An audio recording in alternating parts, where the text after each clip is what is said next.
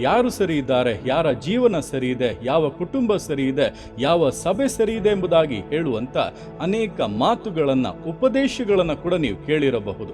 ಒಂದು ವೇಳೆ ಇಂತಹ ಮನಸ್ಥಿತಿಯಲ್ಲಿ ಜೀವಿಸಿದ್ದಾಗಿದ್ದರೆ ನೋಹನು ಅವನ ಕುಟುಂಬ ಜಲಪ್ರಳಯದಿಂದ ತಪ್ಪಿಸಲ್ಪಡುತ್ತಿರಲಿಲ್ಲ.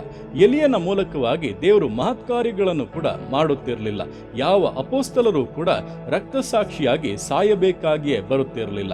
ಇಂತಹ ಮಾತುಗಳು, ಉಪದೇಶಗಳು ಸೈತಾನಿಂದ ಪ್ರೇರೇಪಿಸಲ್ಪಟ್ಟದ್ದಾಗಿದ್ದು ಅವರು ಪಾಪದಲ್ಲಿ ಮುಂದುವರಿಯುವುದಕ್ಕಾಗಿ ಈ ಕಾರಣಗಳನ್ನ ಹೇಳುತ್ತಾರಷ್ಟೆ. ಅವರ ಕುಯುಕ್ತಿಗೆ ನೀವು ಬಲಿಯಾಗದೆ ಕರ್ತನು ನಮ್ಮನ್ನು ನೀತಿವಂತರಾಗಿ ಪರಿಶುದ್ಧರಾಗಿ ಜೀವಿಸುವುದಕ್ಕಾಗಿ ಆರಿಸಿಕೊಂಡಿದ್ದಾನೆ ಎಂಬುದನ್ನು ಅರಿತು ಅದಕ್ಕಾಗಿ ಸಮರ್ಪಿಸಿ ಜೀವಿಸುವುದಾದರೆ ಕರ್ತನು ಇಹಲೋಕದಲ್ಲಿ ಕೂಡ ನಿಮ್ಮನ್ನು ಸುರಕ್ಷಿತವಾಗಿ ಕಾದು ನಡೆಸುತ್ತಾನೆ, ವಾಗ್ದಾನಗಳನ್ನು ನೆರವೇರಿಸುತ್ತಾನೆ, ವಿಶೇಷವಾಗಿ ಪರಲೋಕದ ಅನಿತ್ಯ ಸೌಭಾಗ್ಯವನ್ನ ಅನುಗ್ರಹಿಸುತ್ತಾನೆ.